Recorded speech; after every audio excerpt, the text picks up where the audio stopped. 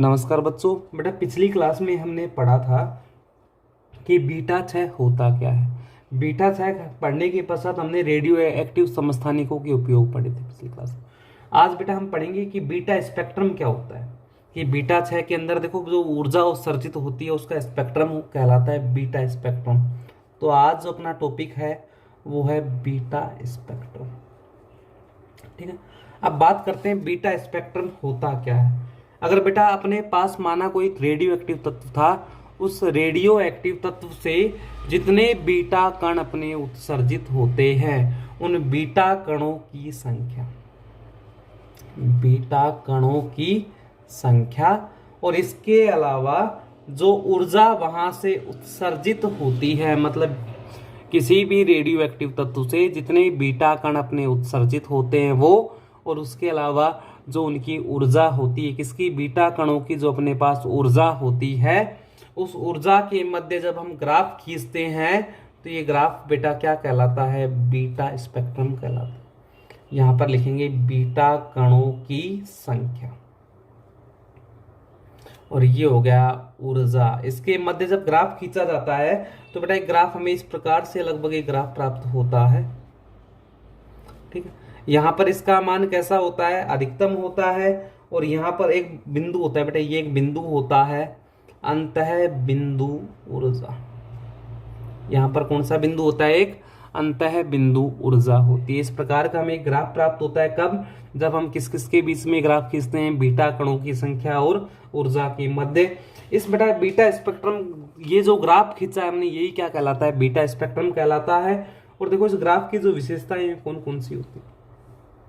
अगर हम बात करें तो हमें देखो इस पूरे ग्राफ में एक बिंदु ऐसा प्राप्त होता है जिस पर बीटा कणों की संख्या कितनी होती है, 0 होती है। ये बिंदु कौन सा कहलाता है, अंतः बिंदु ऊर्जा या अंतः बिंदु ऊर्जा कहलाता है। ठीक है बेटा, अब बात करते हैं दूसरा। देखो जो स्पेक्ट्रम हमें प्राप्त होता है बीटा कणों का स्पेक्ट्रम, वो कैसा प्राप्त होता है, सतत स्पेक्ट्रम प्राप्त होता है। कैसा स्पेक्ट्रम होता है, ये सतत स्पेक्ट्रम प्राप्त होता है। ठीक है, यानी कि सभी प्रकार के ऊर्जा कण यहाँ बीटा, सभी ऊर्जाओं के बीटा कण यहाँ से क्या होते हैं, उत्सर्जित होते हैं। ठीक है, अगला जो अपने पास यहाँ से आएगा वो देखो अपने पास होगा क्या, तीसरा जो होगा अपने पास कि स्पेक्ट्रम की जो ऊर्जा होती है, कोई भी स्पेक्ट्रम में जो ऊर्जा होती है उसके विशेष मान पर, मतलब यहाँ पर देखो ऊर्जा के एक विशेष मान पर बीटा कणों की संख्या कैसी थी, अधिकतम थी। तो स्पेक्ट्रम में ऊर्जा के एक विशेष मान पर अत्यधिक मात्रा में बीटा कण क्या होते हैं बेटा, अपने उत्सर्जित होते हैं। ये हो गई थी अपने बीटा स्पेक्ट्रम, ये अपना कहलाता है बीटा स्पेक्ट्रम। बीटा स्पेक्ट्रम के 3 गुण हमने पढ़े, कौन कौन से 3 गुण हैं। एक तो एक ऐसा ऊर्जा का एक ऐसा बिंदु होता है जिस पर बीटा कणों की संख्या 0 होती है, वो बिंदु कौन सा कहलाता है, अंतः बिंदु ऊर्जा कहलाता है। दूसरा क्या होता है कि बीटा स्पेक्ट्रम हमेशा कैसा प्राप्त होता है, सतत प्राप्त होता है। क्यों, क्योंकि जब भी बीटा स्पेक्ट्रम में ऊर्जा की बात करेंगे तो इसमें सभी ऊर्जा के बीटा कण क्या होते हैं, उत्सर्जित होते हैं। तीसरा क्या होता है, ऊर्जा का एक विशेष मान होता है जिस पर बीटा कणों की संख्या अधिकतम होती है। ठीक है, और ये जो मान जहां पर अधिकतम होती है ये अपने ग्राफ में ये रहा इस जगह। ठीक है, अब बेटा बात करते हैं आगे बीटा स्पेक्ट्रम की असफलता, कि जो बीटा स्पेक्ट्रम था उसकी असफलता कैसे थी। तो असफलता का बेटा जो अपना पहला पॉइंट है, बीटा स्पेक्ट्रम की असफलता का जो अपने पास पहला पॉइंट है वो देखो, पहला पॉइंट क्या है, ऊर्जा संरक्षण का नियम। यानी कि बीटा स्पेक्ट्रम था वो ऊर्जा संरक्षण के नियम को नहीं समझा सका था, ऊर्जा संरक्षण का नियम कैसे। तो देखो बेटा अपने पास माना एक अभिक्रिया है, इस अभिक्रिया में ZXA एक पिता नाभिक है जिससे Z-1YA एक पुत्री नाभिक का निर्माण होता है, और यहाँ पर एक पॉजिट्रॉन उत्सर्जित होता है। द्रव्यमान परमाणु क्रमांक में 1 की कमी हुई है, और जब परमाणु क्रमांक में 1 की कमी होती है तो क्या उत्सर्जित होता है बेटा, पॉजिट्रॉन उत्सर्जित होता है। हो गया।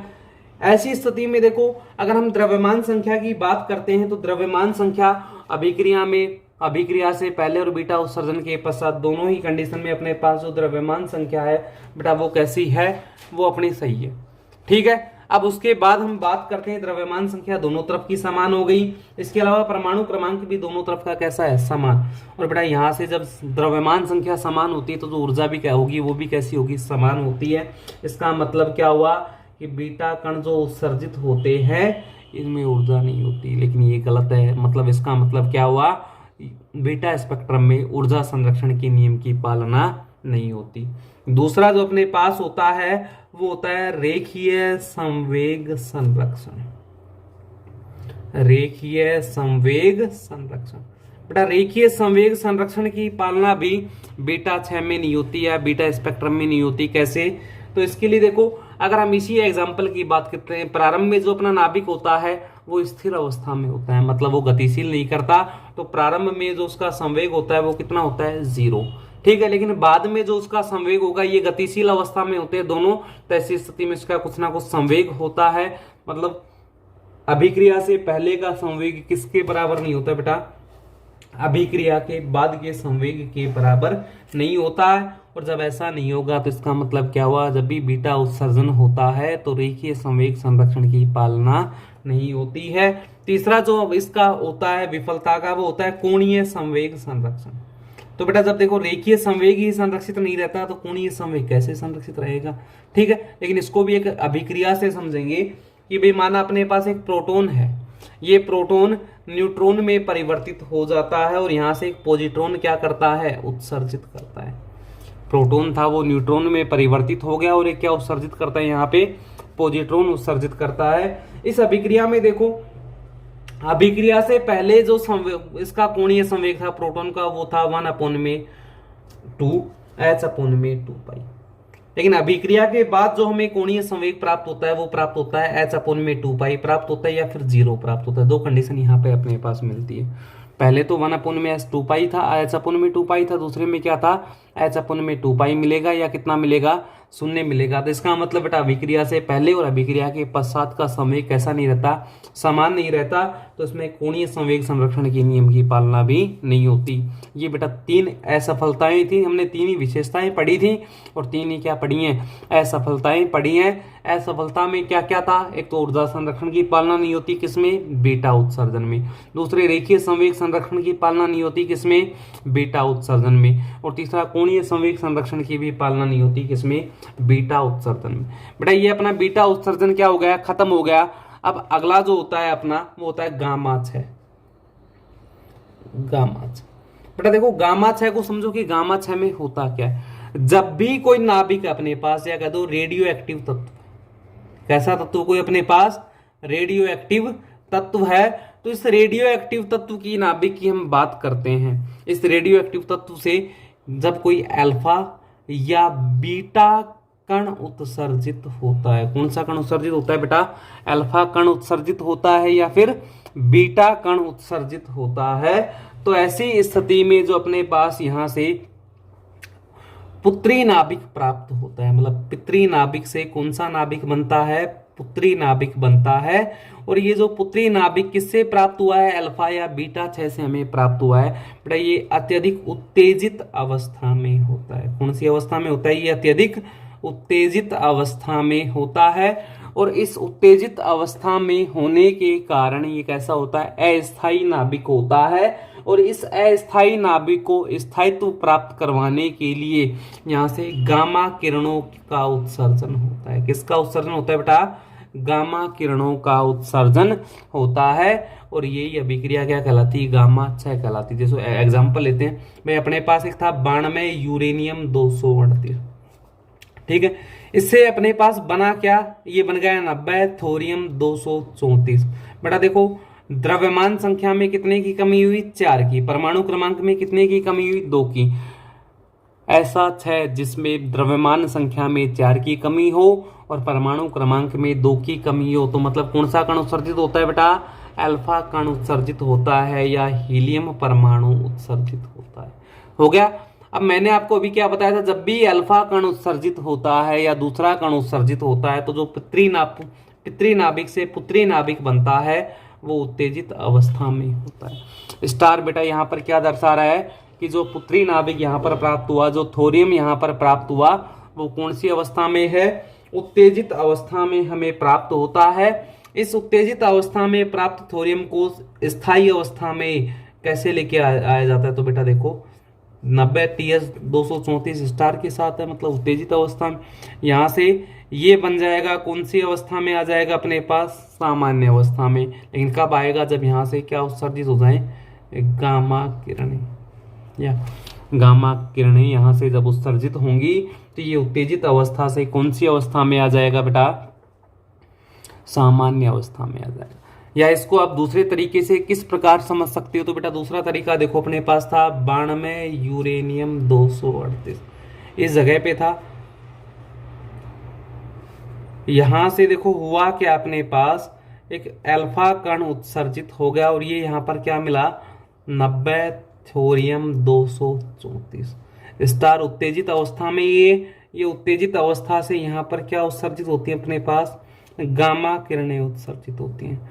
और गामा किरणें उत्सर्जित होने के पश्चात ये जो 90 थोरियम 234 था, ये कौन सी अवस्था में आ गया, सामान्य अवस्था में आ गया, या स्थायी अवस्था में अपने पास प्राप्त हो गया।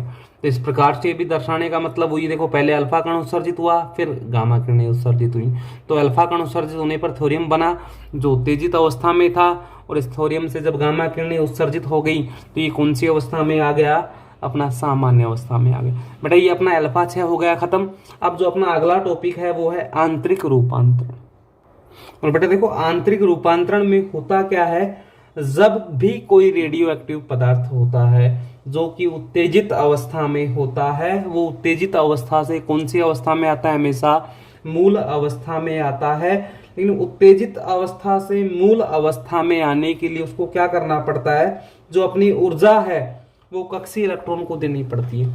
कि जब भी कोई नाभिक है अपने पास, ये नाभिक उत्तेजित अवस्था से कौन सी अवस्था में आता है, मूल अवस्था में आता। तो होता क्या है, अपनी ऊर्जा किसको दे देता है बेटा, ये कक्षीय इलेक्ट्रॉन को देता है। ठीक है, कि जब भी रेडियो एक्टिव तत्व जो होता है वो कौन सा होता है, उत्तेजित अवस्था में होता है, और उत्तेजित अवस्था से उसको किस में आना पड़ता है, मूल अवस्था में आना पड़ता है। तो मूल अवस्था में आने के लिए वो क्या करता है बेटा, अपनी जो ऊर्जा होती है वो कक्षीय इलेक्ट्रॉन को दे देता है। और बेटा वो जो इलेक्ट्रॉन है वो ऊर्जा परमाणु से बाहर उत्सर्जित कर देता है, जो ऊर्जा गामा किरणों के रूप में हमें प्राप्त होती है। मतलब ये जो इलेक्ट्रॉन है ये परमाणु से बाहर ऊर्जा उत्सर्जित करता है। और ये जो ऊर्जा उत्सर्जित हो रही है परमाणु से बाहर, ये गामा किरणों के रूप में होती है। और बेटा यही क्या कहलाती है, ये जो प्रक्रिया है अपनी, ये कहलाती है आंतरिक रूपांतरण। ये आंतरिक रूपांतरण में हुआ क्या कि जब भी अल्फा कण उत्सर्जित होगा या बीटा कण उत्सर्जित होगा, तो जो अपने पास नाभिक था वो कौन सी अवस्था में आया, उत्तेजित अवस्था में आया। उसको उत्तेजित अवस्था से किस में आना है, मूल अवस्था में। और जब वो उत्तेजित अवस्था से मूल अवस्था में आएगा तो उससे पहले वो क्या करेगा, जो उसकी ऊर्जा है उत्तेजित अवस्था में उसके पास ऊर्जा होती है, वो ऊर्जा वो कक्षीय इलेक्ट्रॉन को दे देता है। और कक्षीय इलेक्ट्रॉन इस ऊर्जा को परमाणु से बाहर उत्सर्जित कर देता है। और किसके रूप में करता है, गामा किरणों के रूप में उत्सर्जित करता है। और बेटा ये जो प्रक्रिया है ये क्या कहलाती है अपनी, ये कहलाती है आंतरिक रूपांतरण। अगर बेटा उत्सर्जित इलेक्ट्रॉन की हम ऊर्जा निकालते हैं, ठीक है, उत्सर्जित तो देखो इलेक्ट्रॉन के रूप में उत्सर्जित होगी वो बाहर की तरफ, तो उत्सर्जित इलेक्ट्रॉन की ऊर्जा ये अपने पास क्या होगी, ई बराबर होती है बेटा ई माइनस डब्ल्यू। ठीक है, ई यहां पर क्या है ये देखो पहले कि उत्तेजित नाभिक के द्वारा जो ऊर्जा दी गई है अपने पास, ई बराबर है उत्तेजित नाभिक के द्वारा दी गई ऊर्जा। और दूसरा अपने पास W है, और ये होती है बेटा इलेक्ट्रॉन की बंधन ऊर्जा या बंध ऊर्जा बोल दो, चाहे बंधन ऊर्जा बोल दो, जो इलेक्ट्रॉन को परमाणु के अंदर बांधे रखने का क्या करती है, कार्य करती है। ठीक है, तो हुआ क्या है कि उत्तेजित अवस्था से नाभिक मूल अवस्था में आया तो अपनी ऊर्जा कक्षीय इलेक्ट्रॉन को देता है, जो ऊर्जा पाकर इलेक्ट्रॉन परमाणु से बाहर चला गया। ठीक है, और ये ऊर्जा होती क्या है, जो इलेक्ट्रॉन उत्सर्जित हुआ उसकी ऊर्जा कितनी होती है, ई माइनस ई डब्ल्यू। ई क्या होगा, जो ऊर्जा नाभिक उसको देता है, और डब्ल्यू क्या है, जो इलेक्ट्रॉन था उसकी कौन सी ऊर्जा हो गई, बंधन ऊर्जा हो गई अपने पास। ठीक है, अब आगे की बात करते हैं बेटा। देखो जो अपने पास कोई उत्तेजित नाभिक है, वो उत्तेजित नाभिक कहां पर आता है, मूल अवस्था में, या मूल अवस्था में मूल नाभिक में वो परिवर्तित होता है। मूल नाभिक में जब वो परिवर्तित होता है तो गामा उत्सर्जन होता है, या दूसरा हमने अभी भी पढ़ा है कौन सा उत्सर्जन होगा, इलेक्ट्रॉन का उत्सर्जन होता है। और जो इसकी प्रायिकता होती है बेटा वो कुल विघटन नियतांक के बराबर होती है। जो प्रायिकता होती है कि कितने यहां से इलेक्ट्रॉन हमें प्राप्त होंगे, वो क्या कहलाती है, विघटन नियतांक कहलाता है। और बेटा विघटन नियतांक जो होता है उसको हम लैम्बडा से प्रदर्शित करते हैं। किससे प्रदर्शित करते हैं विघटन नियतांक को, लैम्बडा से। और लैम्बडा बराबर होता है लैम्बडा वाई प्लस में लैम्बडा ई। और बेटा यहाँ पर लैम्बडा जो वाई है अपने पास वो क्या होता है, देखो लैम्बडा बराबर यहाँ पर क्या है, विघटन नियतांक है, और वो भी कौन सा, कुल विघटन नियतांक, विघटन नियतांक। और ये कौन सा है, कुल विघटन नियतांक। अगर बात करें लैम्बडा वाई, तो लैम्बडा वाई क्या होता है, इलेक्ट्रॉन के जो लैम्बडा वाई कह दो गामा है, लैम्बडा वाई नहीं ये गामा है, तो लैम्बडा गामा क्या होता है, यहां पर गामा किरणों के उत्सर्जन का, कि अगर गामा किरणें उत्सर्जित हो रही है तो गामा किरणों के उत्सर्जन का विघटन नियतांक होता है। किसका होता है, गामा किरणों के उत्सर्जन का विघटन नियतांक होता है। इसी प्रकार जो अपने पास दूसरा है वो क्या था, लैम्बडा ई था। ये किसका होगा, इलेक्ट्रॉन के उत्सर्जन का विघटन नियतांक होता है। बेटा पहला तो गामा किरणों का होगा और दूसरा किसका हो गया, इलेक्ट्रॉन के उत्सर्जन का विघटन नियतांक होता है। ठीक है, ये अपने पास आ गया। अब देखो अगर हम बात करते हैं कि आंतरिक रूपांतरण जो हम पढ़ रहे हैं, आंतरिक रूपांतरण में जो विघटन नियतांक होता है किस किसका, लैम्बडा ई किसका होगा, इलेक्ट्रॉनों का, और लैम्बडा गामा किसका होगा, गामा किरणों का। अगर हम बात करते हैं कि इन दोनों का जो अनुपात होता है, मतलब इलेक्ट्रॉन के उत्सर्जन का विघटन नियतांक और गामा किरणों के उत्सर्जन का विघटन नियतांक, इनका जो अनुपात होता है बेटा वो ए कहलाता है। और ए क्या होता है, तो अगर हम ए की बात करें तो यहाँ पर ए अपने पास क्या होता है, ये होता है आंतरिक रूपांतरण गुणांक। मतलब ए क्या है, आंतरिक रूपांतरण गुणांक, ये होता है अपने पास ए, आंतरिक रूपांतरण गुणांक, जो किसके बराबर होता है, तो ये अपना होता है इलेक्ट्रॉन के उत्सर्जन से जो विघटन नियतांक हमें प्राप्त हुआ वो, और गामा किरणों के उत्सर्जन से जो विघटन नियतांक प्राप्त हुआ वो, उन दोनों का जो अनुपात होता है वो कहलाता है अपना आंतरिक रूपांतरण गुणांक। ठीक है बेटा, इसके बाद देखो अगला जो अपना आता है, इसी में पढ़ेंगे आगे कि आंतरिक रूपांतरण जब भी होता है तो ऐसी स्थिति में नाभिक के जो निकट स्थित कोष होता है, नाभिक के निकट कौन सा कोष स्थित होता है बेटा, के कोष होता है, के होता है। इस के कोष से इलेक्ट्रॉन की जो उत्सर्जन की, मतलब इलेक्ट्रॉन जितने उत्सर्जित होते हैं इसकी प्रायिकता सबसे ज्यादा होती है। मतलब सबसे पहले नाभिक के पास के इलेक्ट्रॉन क्या होते हैं, उत्सर्जित होते हैं, इसके बाद दूर वाले, मतलब सबसे ज्यादा प्रायिकता के कोष की होगी, उसके बाद एल की होगी, फिर एम की होगी, फिर एन की होगी। मतलब ये मान ऐसे ही कहा जाएगा, आगे जाता जाएगा। ये प्रायिकता अगर बात की जाए तो जो नाभिक के सबसे पास कोष होगा जो कि के होता है, उसकी प्रायिकता इलेक्ट्रॉन के उत्सर्जन की सबसे कैसी होती है बेटा, ज्यादा होती है।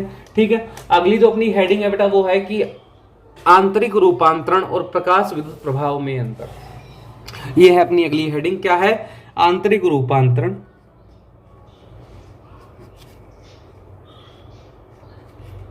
एवं प्रकाश विद्युत प्रभाव में अंतर।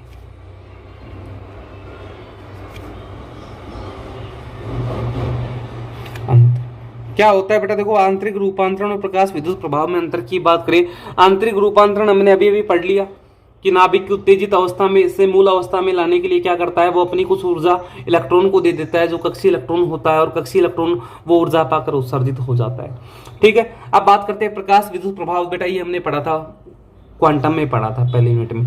क्या होता है कि जब भी एक विशिष्ट आवृत्ति का प्रकाश, एक विशिष्ट आवृत्ति का प्रकाश किसी धातु पृष्ठ पर क्या होता है बेटा, आपतित होता है, तो धातु पृष्ठ से क्या उत्सर्जित होने लग जाते हैं, इलेक्ट्रॉन उत्सर्जित होने लगते हैं। ठीक है, ये जो इलेक्ट्रॉन यहां से उत्सर्जित हुए ये कौन से कहलाते हैं, फोटो इलेक्ट्रॉन कहलाते हैं।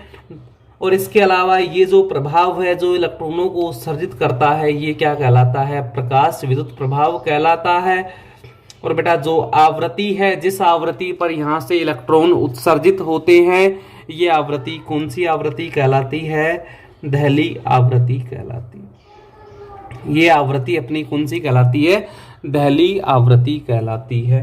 और बेटा जब इलेक्ट्रॉन यहाँ से उत्सर्जित होगा तो इलेक्ट्रॉन यहाँ पर गति करता है, और इलेक्ट्रॉन की गति से जो यहाँ पर हमें ऊर्जा प्राप्त होती है वो ऊर्जा कौन सी होती है बेटा, वो ना इलेक्ट्रॉन की गति से जो विद्युत धारा प्रवाहित होती है वो विद्युत धारा कौन सी होती है, वो होती है प्रकाश विद्युत धारा। कौन सी होती है, वो प्रकाश विद्युत धारा होती है। और प्रकाश विद्युत धारा के बाद अगर देखो आगे बात करते हैं हम कि देखो एक होता है कार्यफलन, यहाँ पर W से लिखते हैं या फाई से लिखते हैं, वो क्या होता है, कार्यफलन, जिसका मान होता है h न्यू 0, कि वह न्यूनतम ऊर्जा जो किसी इलेक्ट्रॉन को धातु पृष्ठ से उत्सर्जित करने के लिए क्या होती है, आवश्यक होती है, कि ऐसी न्यूनतम ऊर्जा जो हमें धातु पृष्ठ से इलेक्ट्रॉन को बाहर निकालने के लिए जरूरी होती है, कौन सी कहलाती है, कार्यफलन कहलाती है, जिसको h न्यू 0 से लिखते हैं। ठीक है बेटा। इसके अलावा एक समीकरण होती है आइंस्टीन की प्रकाश विद्युत समीकरण। क्या होती है, आइंस्टीन की प्रकाश विद्युत समीकरण। और आइंस्टीन की प्रकाश विद्युत समीकरण के द्वारा किसकी व्याख्या की गई थी, प्रकाश विद्युत प्रभाव की व्याख्या की गई। और बेटा ये समीकरण होती है 1/2 mv² बराबर h new minus h new 0। ये होती है समीकरण। या कहें कि देखो जब भी प्रकाश की बात करते हैं, प्रकाश एक विशिष्ट आवृत्ति का आपतित होता है, तो प्रकाश में क्या होते हैं, फोटोन होते हैं। ठीक है बेटा। ये फोटोन जब आपतित होता है किसी पृष्ठ पर तो अपनी ऊर्जा किसको देता है, पृष्ठ को देता है। जब कोई फोटोन अपनी ऊर्जा पृष्ठ को देता है तो ऐसी स्थिति में होता क्या है बेटा, ये जो फोटोन की ऊर्जा है ये दो भागों में बढ़ती है।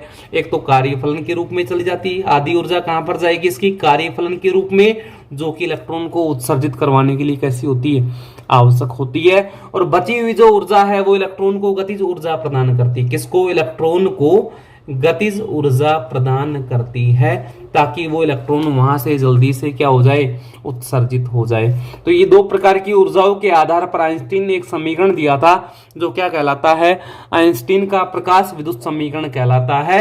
और बेटा जो अब ये लिखा हुआ है नीचे, ठीक है, इस आधार पर प्रकाश विद्युत प्रभाव की सफलतापूर्वक व्याख्या की गई थी। बेटा इस यूनिट का अपना एक टॉपिक और बचता है, वो बचता है अल्फा कणों के लिए का गेमोव सिद्धांत, कि जो अल्फा कण होते हैं उसका गेमोव सिद्धांत अपना एक टॉपिक बचा हुआ इस यूनिट का। इसके बाद ये यूनिट अपनी खत्म हो जाएगी और ये कल खत्म हो जाएगी, एक टॉपिक कल इसका हो जाएगा, इस यूनिट का ये यूनिट हो जाएगी अपनी कल खत्म। इसके बाद बेटा हम पढ़ेंगे जो पहली यूनिट के अपने 2 या 3 टॉपिक बचे हुए थे, वो 2 या 3 टॉपिक पढ़ेंगे पहली यूनिट के। ठीक है बेटा, थैंक यू।